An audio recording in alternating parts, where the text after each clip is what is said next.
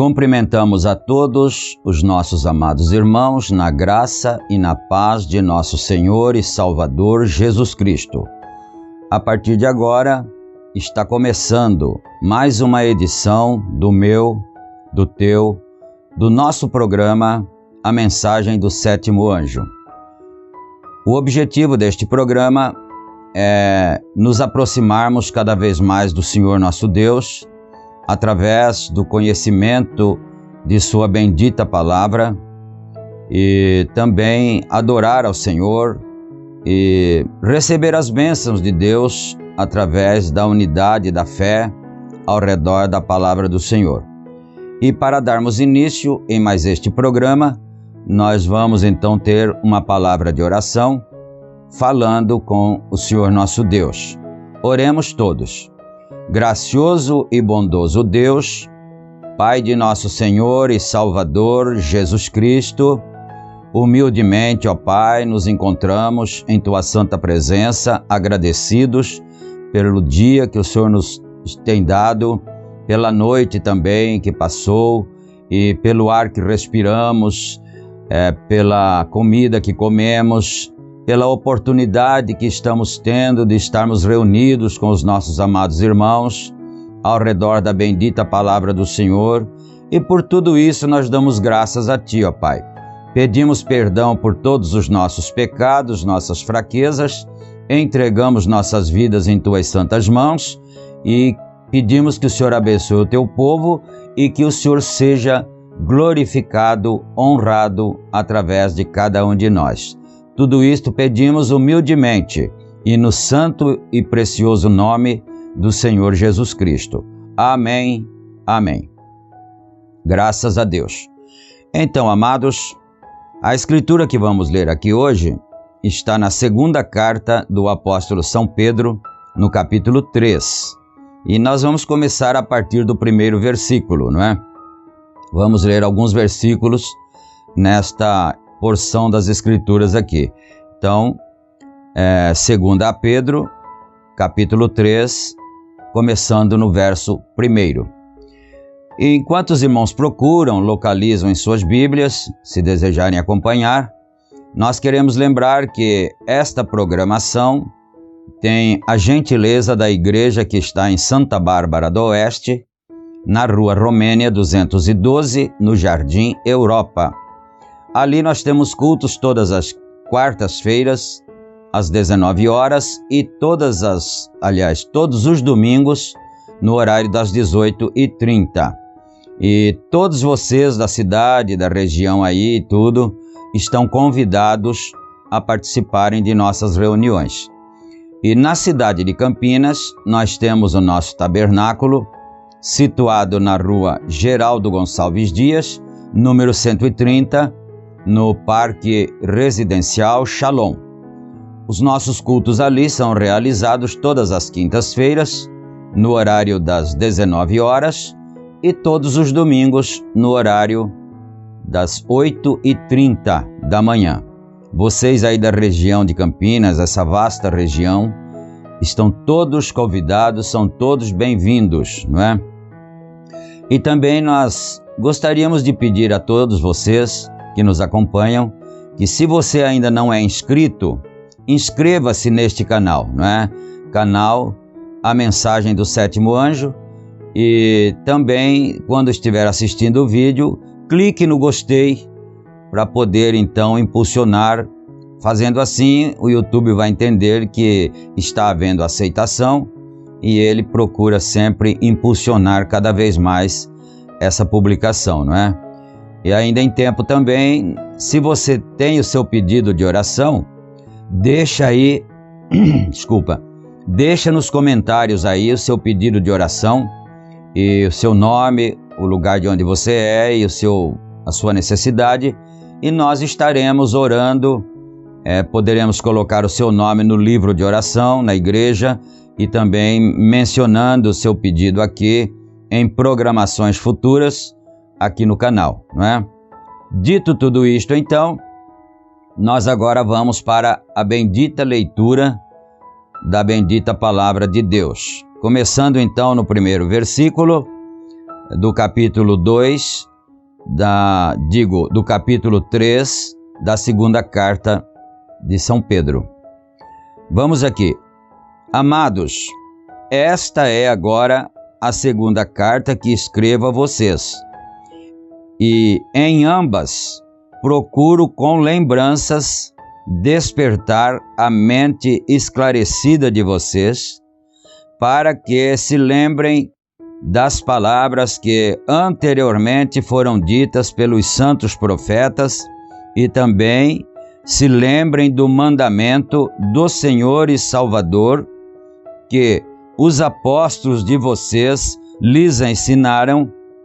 Antes de tudo, saibam que nos últimos dias virão escarnecedores com as suas zombarias, andando segundo as próprias paixões e dizendo: onde está a promessa da sua vinda?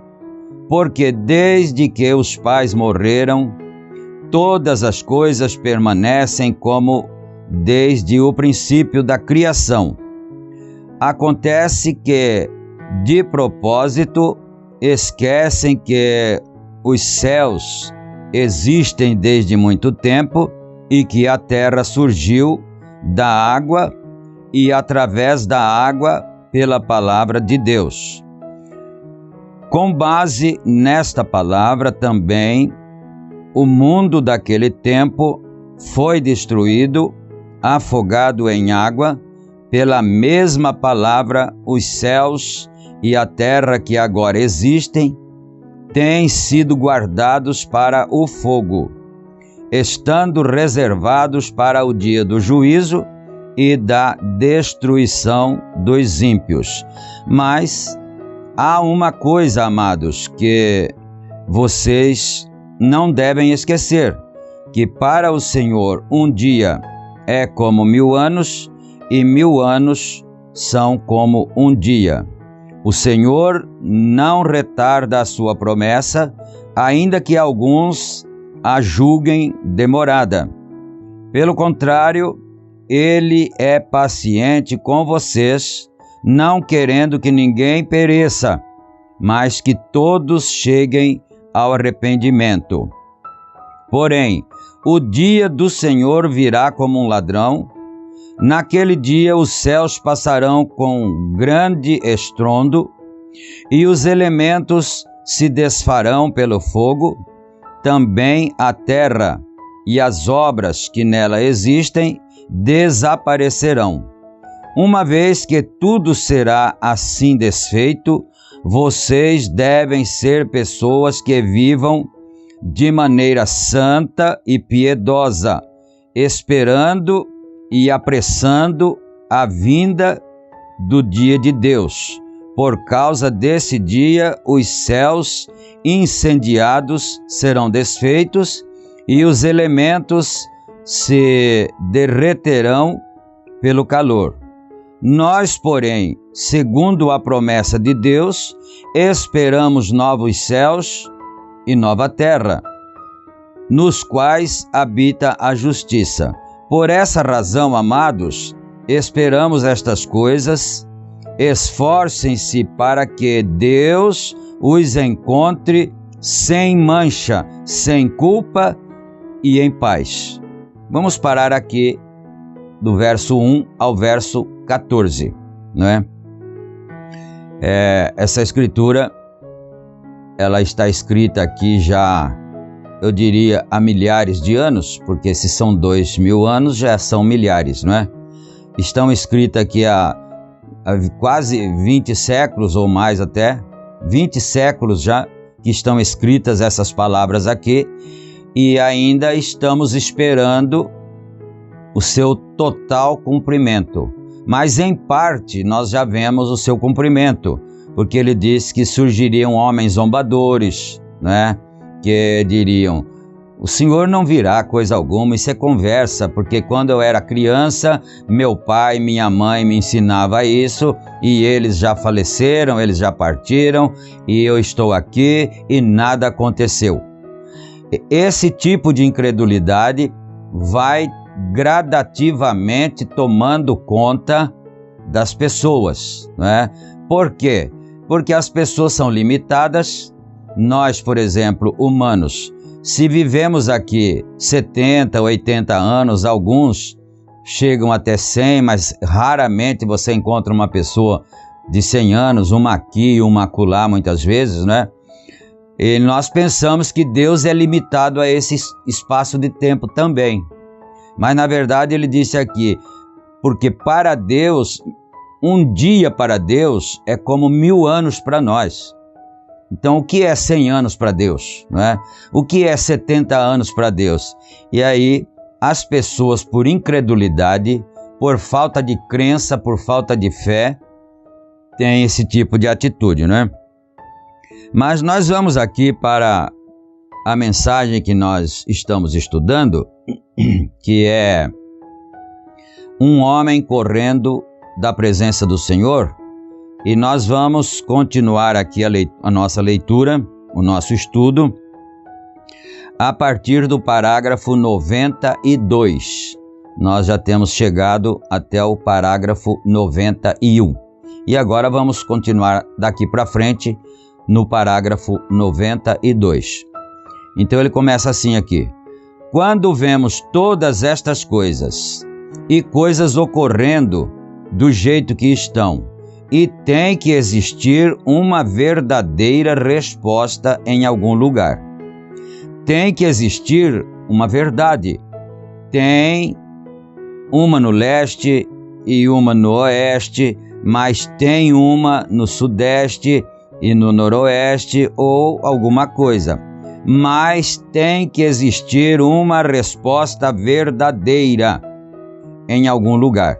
Então ele está mostrando aqui que existem muitos caminhos, muitas respostas, não é? Que muitas vezes não responde aquilo que nós precisaríamos saber.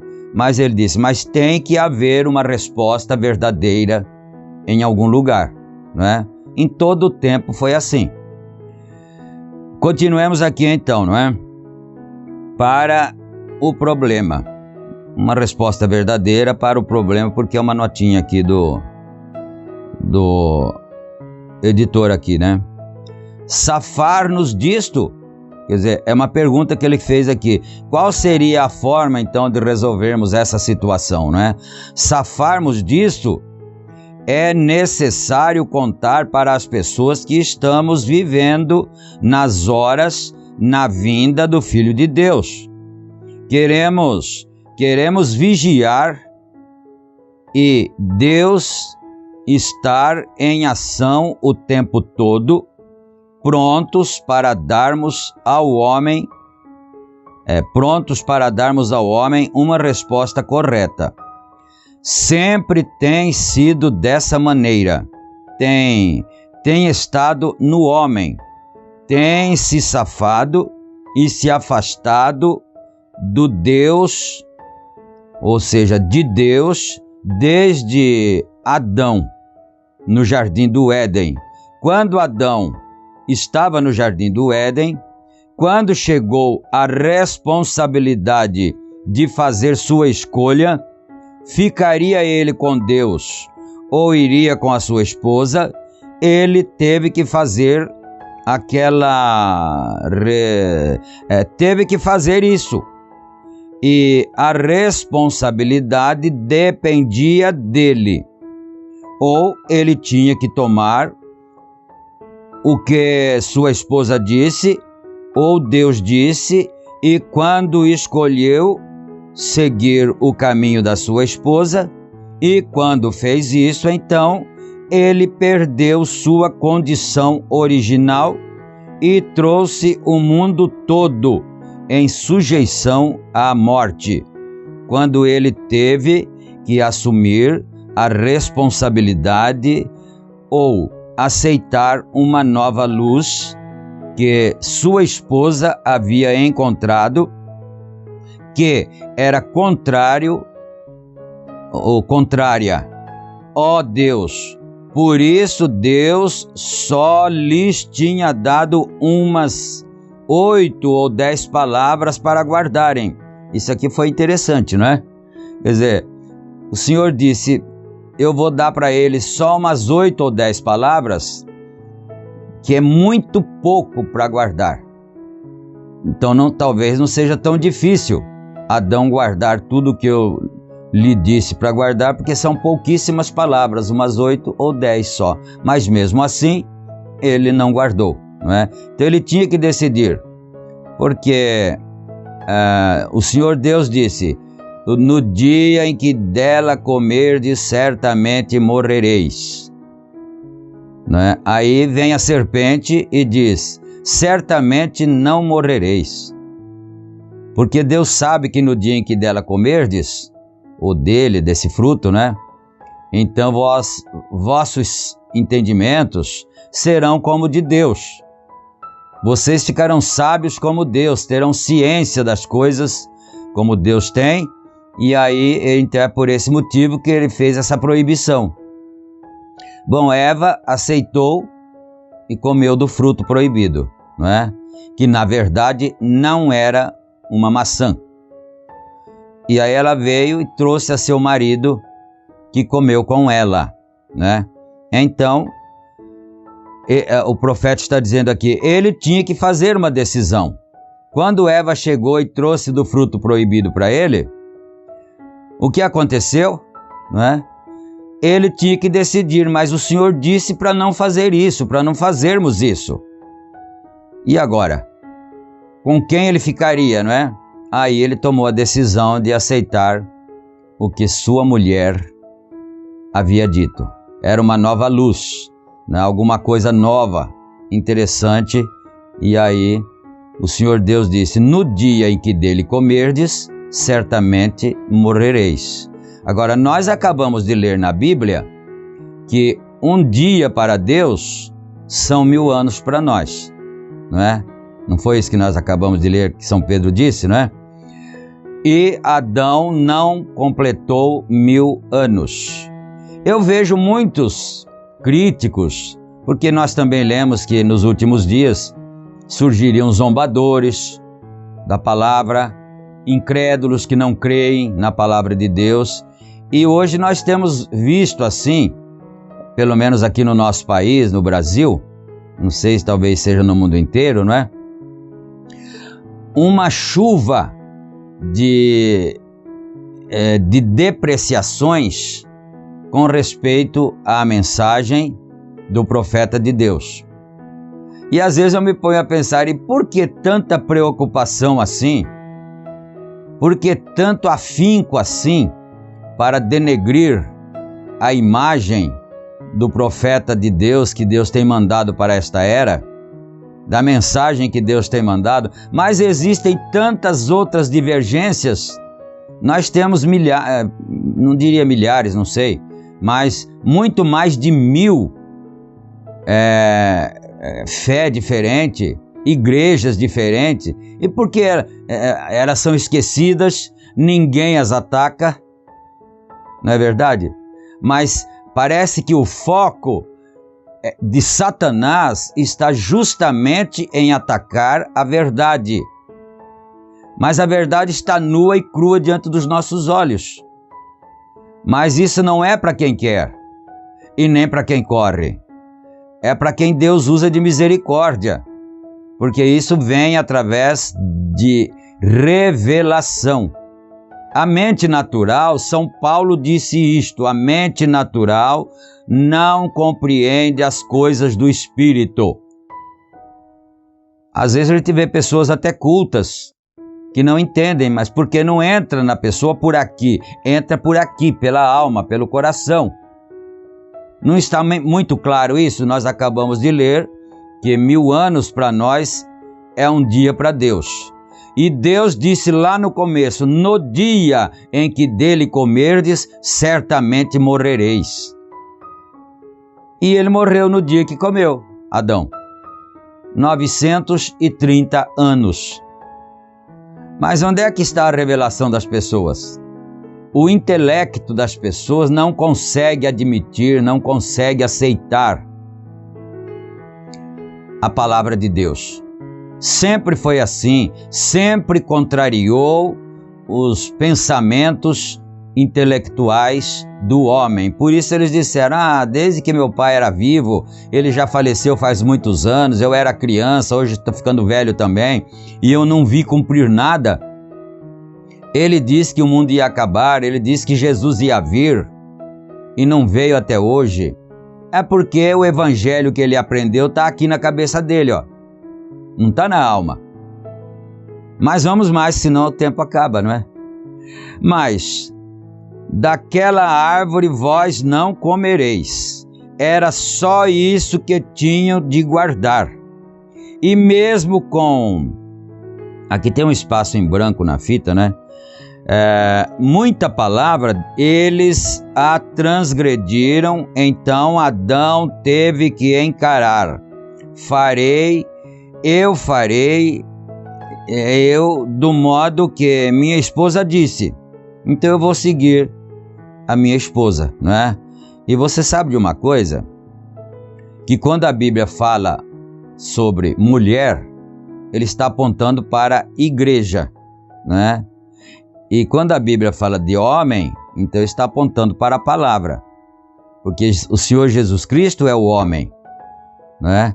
E o que tem acontecido hoje é que as pessoas estão seguindo a palavra da igreja, que é a mulher. Adão também seguiu a palavra da mulher, ao invés de seguir a palavra de Deus, não é? Então, eu vou seguir o que minha esposa disse para fazer ou eu farei o que Deus disse para fazer. E ele saiu com os olhos abertos, ele teve que assumir a responsabilidade. Isso jogou a raça humana inteira na morte. Eu não sei se nós comentamos aqui em programação anterior, mas nunca é demais, não é? Isso nunca fica super enfatizado. Mas nós estávamos lendo em alguma programação anterior, algumas delas anteriores, não é? O profeta Irmão Brana citou a Escritura dizendo que nós viemos ao mundo falando mentira e fomos concebidos em pecado, né? Então, você vai observar, o próprio desejo que te trouxe ao mundo e que me trouxe ao mundo foi pecado, que foi o desejo sexual de nossos pais. O desejo sexual de nossos pais nos trouxe ao mundo, então foi por isso que a Bíblia disse, fomos formados em pecado me concebeu a minha mãe e viemos ao mundo falando mentira, né? Então, o próprio desejo que nos trouxe ao mundo foi pecado.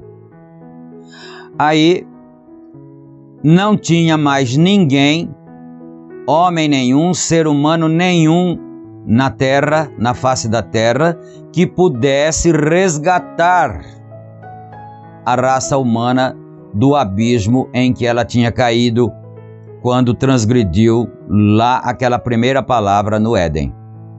Podia nascer profetas, Abraão, Moisés, Jeremias e Elias, todos os profetas de Deus que vieram, homens santos, homens corretos, não é, de Deus, mas nenhum deles tinha a condição de resgatar a humanidade na condição, ou seja, da condição em que ela estava. Mas havia uma promessa, né? Havia uma promessa. Quando eles estavam recebendo a sentença no Jardim do Éden, vamos acompanhar um pouquinho o raciocínio, nós não vamos ler, mas você vai se lembrar. Quando o Senhor Deus chegou lá e chamou por Adão, ele estava escondido, e ele disse, por que você está escondido, Adão? Ele disse, é porque eu estou nu. O Senhor perguntou para ele, mas quem mostrou para você que estavas nu? Não é? Quem mostrou? Isso são realidades bíblicas que estão escritas em qualquer Bíblia, de qualquer religião, a menos que cada um tenha uma Bíblia diferente para a sua própria interpretação, não é? Ou para a sua própria diretriz. Mas as Bíblias são iguais. E na Bíblia de qualquer um está escrito isso. Ele perguntou, e por que você está escondido? Ele disse, porque eu estou nu, estou com vergonha de me encontrar com o Senhor. Aí o Senhor lhe perguntou, e quem é que lhe mostrou que estavas nu? Olha a seguinte pergunta. Porventura comestes do fruto proibido que lhe ordenei não comer? Por que o Senhor Deus ligou uma coisa com a outra? Foi o próprio Deus que fez essa ligação aí, na pergunta lá. Ele disse que estava nu. O Senhor perguntou, e quem é que te mostrou que estavas nu? Porventura comeste do fruto que lhe ordenei não comer? Porque o Senhor Deus sabia aonde a coisa ia cair, aonde ia chegar. Se você fizer isso, você vai ver que está nu. Mas até então, ele não sabia, porque os olhos de ambos, tanto da mulher como do homem, estavam velados, cobertos por um véu. Mas era o véu de santidade, da santidade de Deus, não é? Então, mas quando as pessoas são cegas espiritualmente, elas não veem essas coisas, que há uma correlação entre uma coisa e outra. E como eu voltando na questão anterior aqui que eu estava comentando, né? Nenhum dos profetas de Deus, homem de Deus que foi enviado por Deus, tinha condição de resgatar a raça humana do abismo em que tinha caído. Por que será? Porque todos nós, aí vem Davi e diz, eu fui concebido em pecado e vim ao mundo falando mentira. Então Davi também não tinha condição, por causa da sua concepção. O próprio desejo que concebeu Davi era pecado. O próprio desejo que me concebeu era pecado. Era um desejo pecaminoso, desejo carnal. Agora, você vai notar uma coisa interessante. Quando chegou a hora, mas lá atrás, no Éden, foi deixada uma promessa para Adão e Eva e, consequentemente, para o restante da humanidade, não é? Foi deixada uma promessa ali, que da semente da mulher nasceria um varão que esmagaria a cabeça da serpente. E você sabe que, mesmo antes do pecado, o Senhor Deus já havia ordenado que eles deveriam crescer e multiplicar e encher a terra. Antes do pecado já havia essa ordenança: crescer e multiplicar e encher a terra. Mas como então eles se multiplicariam, né, se não fosse da maneira que aconteceu? Você se pergunta, porque eu estou falando você, aquele de mente natural, porque São Paulo diz que o homem natural não compreende nada das coisas do Espírito.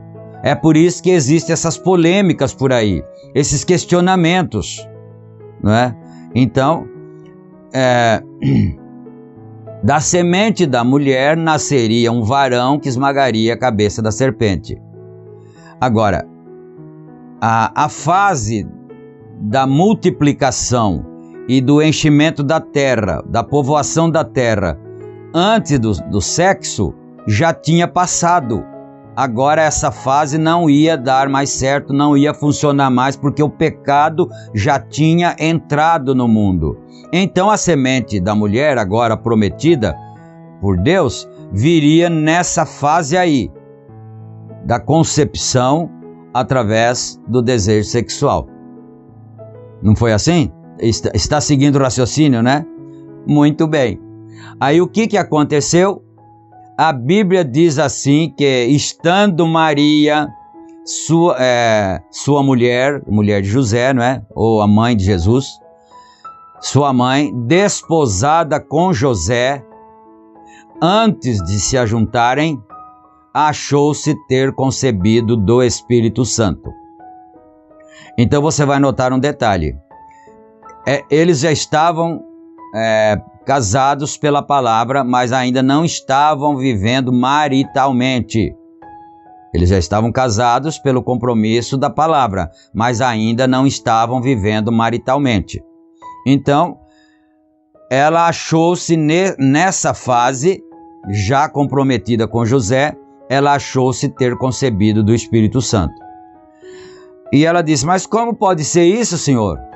Se eu ainda não vivo maritalmente com meu marido, né, para ficar mais claro para todo mundo entender, não é? Como que eu posso conceber?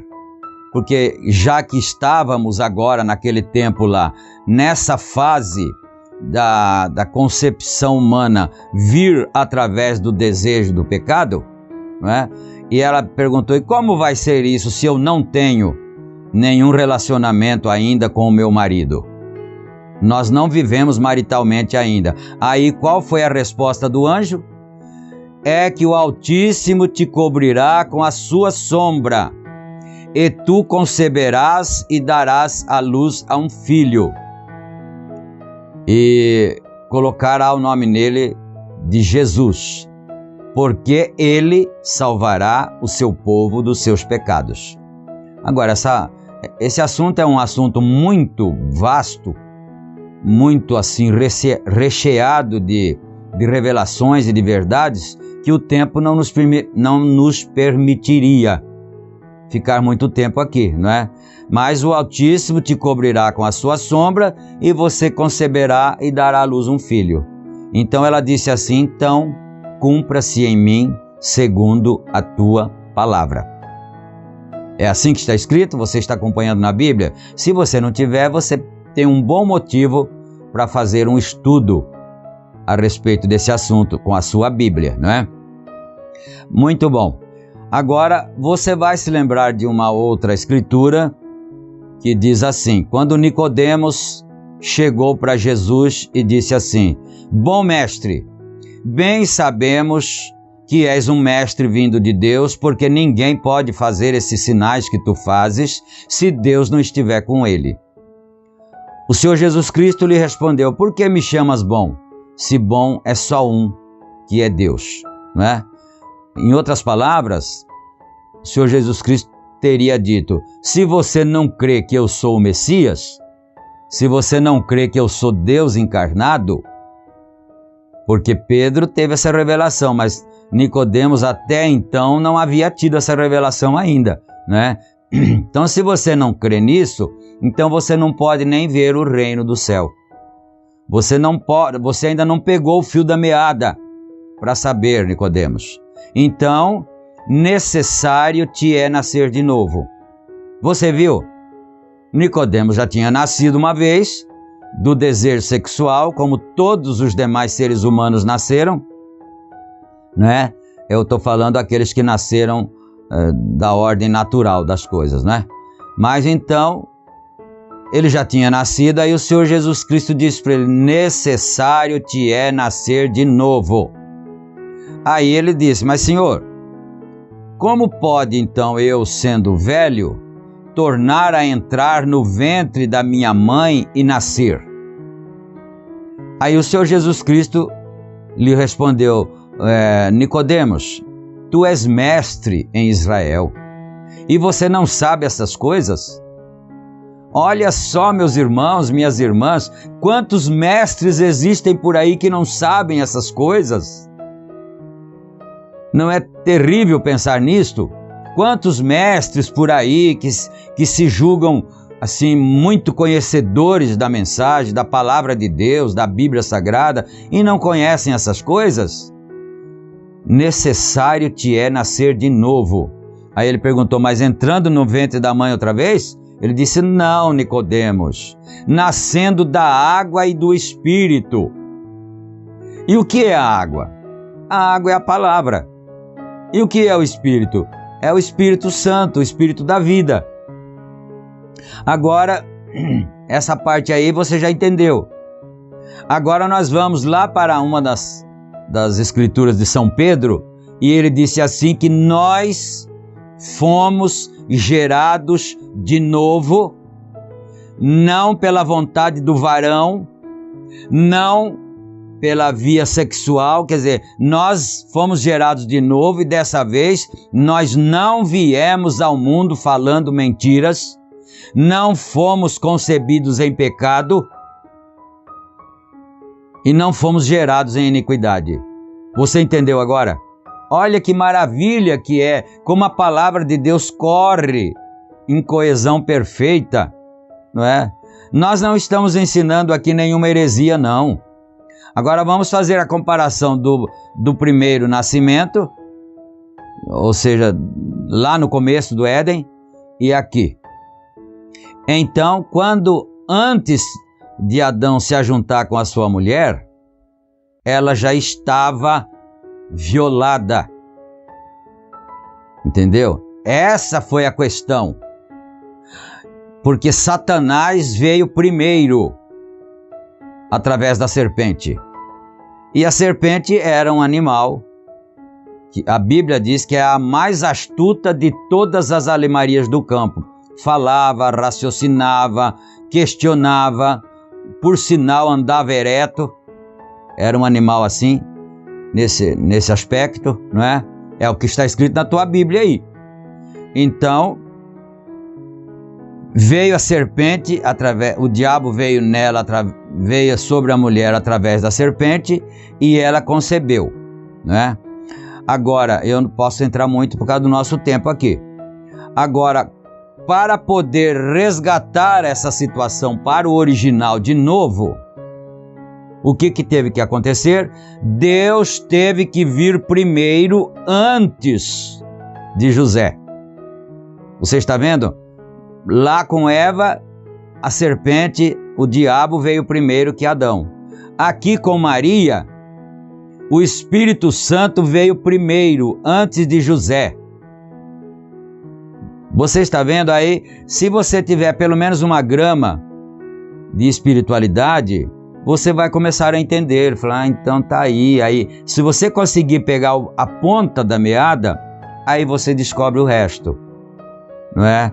Então, é um assunto muito vasto e que é muito difícil para ser entendido intelectualmente, não se entende mesmo, né? Que existem doutores e mais doutores, aí os que não entendem nada, os que não são espirituais, ficam condenando a mensagem do profeta de Deus que nos trouxe essa revelação, não é? Mas vamos aqui mais um pouco no parágrafo 90, deixa eu ver o que está aqui antes, que eu já me esqueci até, né? Isso jogou a raça humana inteira na morte, aquela atitude lá do Éden. Então, eis que veio aquele outro Adão, o qual foi Cristo, jamais um foi como ele. Alguém disse que ele não era Deus. Sua singularidade provou que ele era Deus.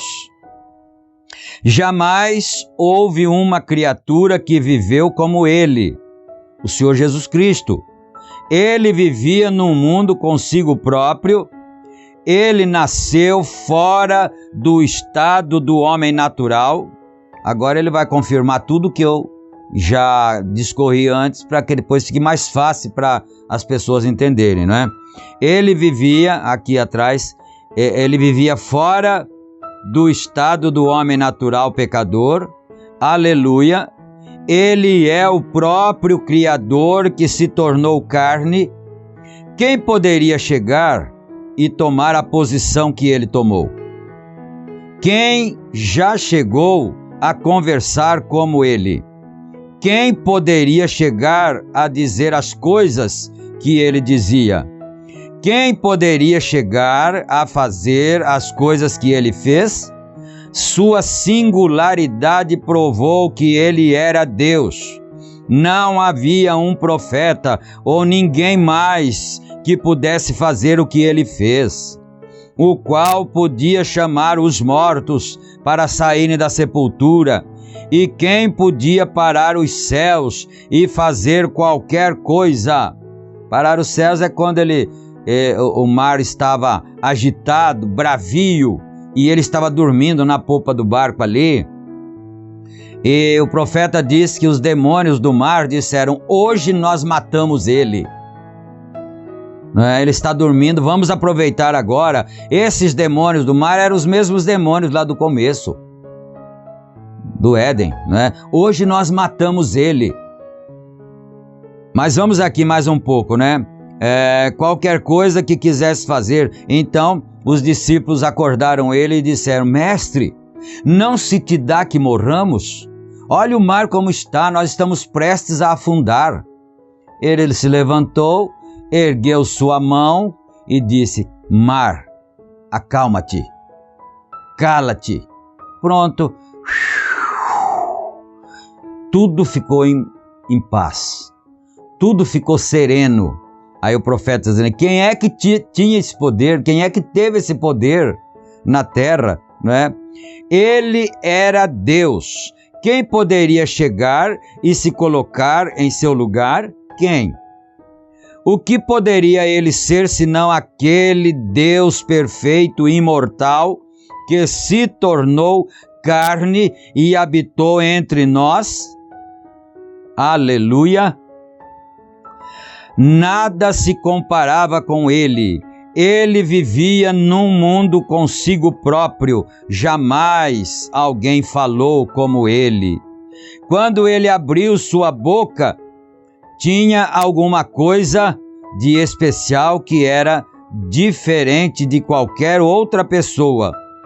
Alguém disse que ele foi apenas um homem comum. Eu desafio isto. Ele era Deus. É isso o que ele era, pois jamais alguém falou como ele. Ninguém poderia falar como ele, porque ele era a própria palavra. Viva! Glória a Deus! Vamos dizer glória a Deus? Aleluia! No princípio era o Verbo, a palavra. A palavra estava com Deus e a palavra era Deus. Amém?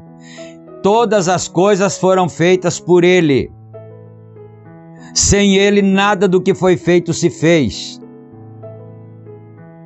E a palavra se fez carne e habitou entre nós, e nós vimos a sua glória como a glória do unigênito do Pai. Amém? Isso é certo? Isso é verdade? Amém. Graças a Deus. Ele então, volte aqui então. Ele era a própria palavra viva, que se tornou carne, a manifestação da plenitude de Deus. Admito que aqueles profetas tiveram sua mensagem.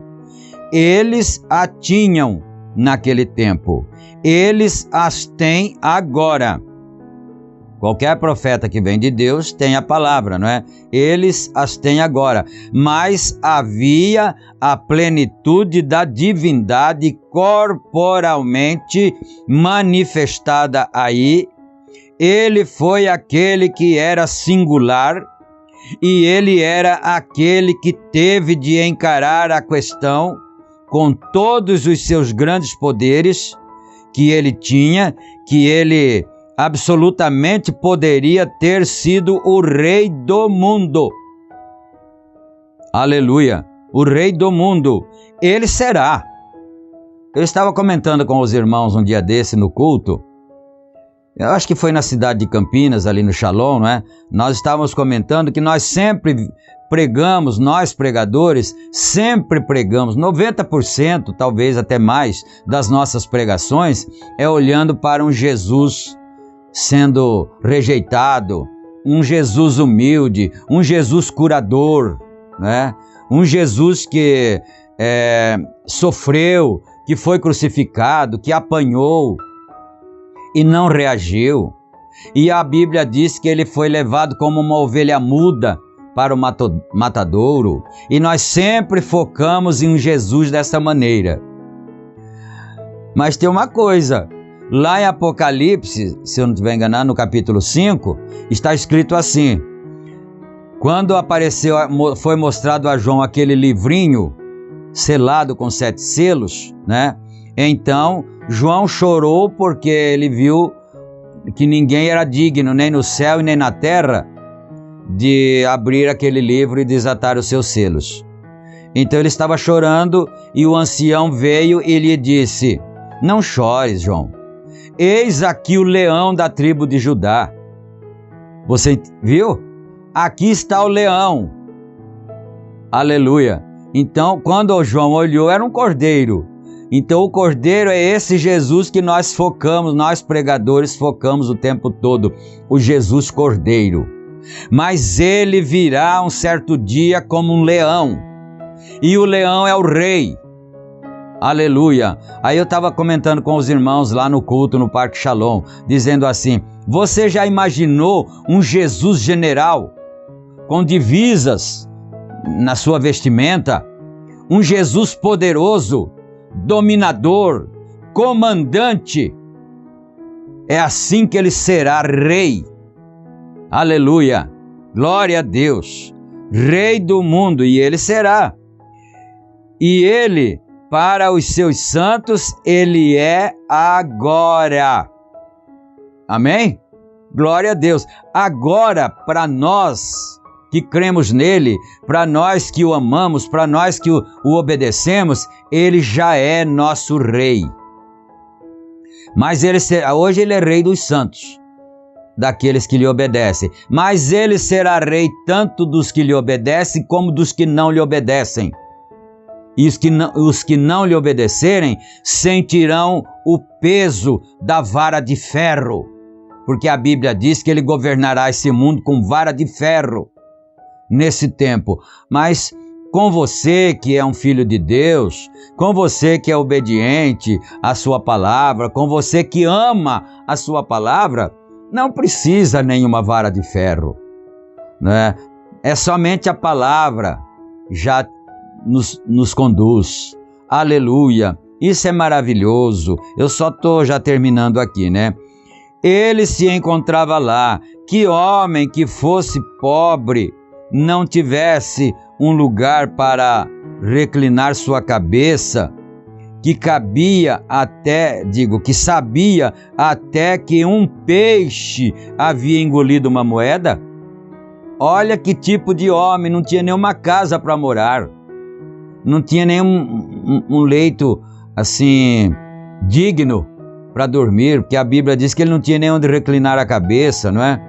Mas sabia, tinha poderes para saber até que peixe havia engolido a moeda. Que ele está referindo aqui, já estou terminando, né? Que homem podia tomar aqueles grandes potes d'água e transformá-los em vinho, e não ter um lugar para reclinar sua cabeça? Ele teve que encarar as responsabilidades que lhes foram dadas em mãos. Que homem poderia ressuscitar um homem do sepulcro depois de 4 dias estar morto e se decompondo? Não poderia ele ter salvado a si mesmo? Claro, ele poderia, mas se ele tivesse, ele não teria nos salvado. Se ele salvasse a si mesmo, ele podia fazer isso, não é? Adão também poderia ter feito a escolha certa, ficado do lado de Deus e não do lado da esposa, da mulher, não é? Que estava violada. Mas então Jesus também podia fazer isso. Ele disse assim: eu poderia rogar ao Pai e ele me enviaria 12 legiões de anjos para me socorrer. Mas ele não usou dessa prerrogativa. Ele não fez isso, ele assumiu a responsabilidade, porque o Pai disse: você vai e salva a raça humana que está caída. E você tem que fazer isso com a sua própria vida. Essa era a responsabilidade, mas ele poderia ter se esquivado dessa responsabilidade, mas não o fez. Eu estou terminando aqui. Ele teve que encarar as responsabilidades e, por causa da sua obediência à palavra, em que a desobediência de Adão, e ele tomou o atalho, o caminho a Tarsis. Adão, né? É um tipo aqui. Na verdade, quem tomou o caminho a Tarsis foi Jonas, mas Adão também tomou, porque ele disse, numa programação anterior, o profeta disse aqui que muitos Jonas hoje têm tomado o caminho mais fácil, o navio para Tarsis, né? Então ele está mencionando aqui Adão. Mas Jesus tomou o caminho de Nínive. Amém? Ele enfrentou, tomou o caminho da responsabilidade aos gentios para tomar para si uma noiva. Estou contente hoje à noite por ele ter feito isso. E nós devemos encarar os fatos que pertencemos a ele e tirar o mundo. Amém. Então nós vamos parar aqui no parágrafo 98, parágrafo 98 da mensagem Um Homem Correndo da Presença do Senhor. Agora nós vamos ter uma palavra de oração, orando, agradecendo o Senhor, porque a mensagem, a palavra de Deus para nós, a Bíblia Sagrada, é como um poço artesiano. Tem uma fonte lá embaixo, não é? O Senhor Jesus Cristo disse isso, que aqueles que crescem nele, nasceria dele uma fonte de água viva, né? Rios de água viva. Então, essa palavra é uma fonte inesgotável. e nós não vamos conseguir esgotá-la, então nós paramos aqui e no próximo programa nós voltaremos a beber mais dessa água. Amém? Você pode dizer amém? Então vamos orar agora.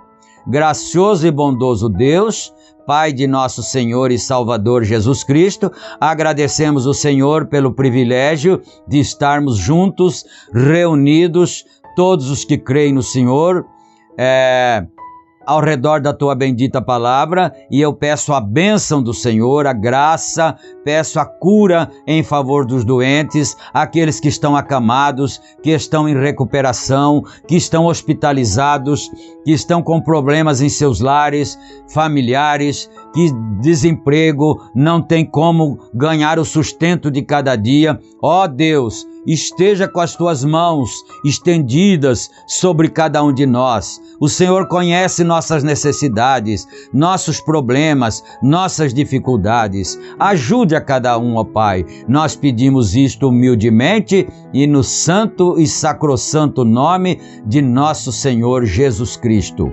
Amém, amém, Jesus. Graças a Deus. Então, meus queridos, vamos ficando por aqui com mais este programa. E fiquem todos na graça e na paz do Senhor Jesus Cristo, e se Ele permitir, amanhã estaremos de volta juntos novamente. Deus abençoe a todos. Amém. Amém.